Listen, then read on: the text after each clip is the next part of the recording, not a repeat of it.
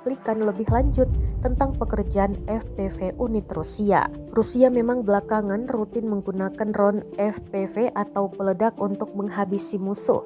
Namun sebelum menggempur posisi pasukan Ukraina, drone tersebut sempat ditembaki.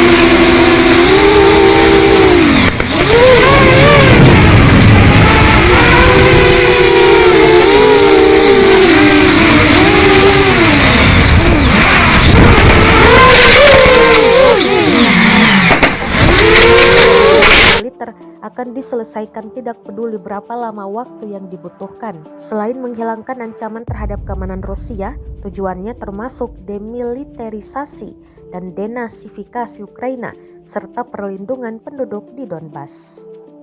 Rusia melaporkan 413 pesawat Ukraina, 230 helikopter, 3.905 kendaraan udara tak berawak, 421 sistem rudal anti pesawat dieliminir sejak awal operasi khusus.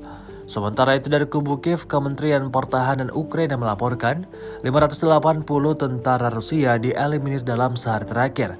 Total 190.040 prajurit Federasi Rusia meninggal sejak awal konflik hingga hari ke-431.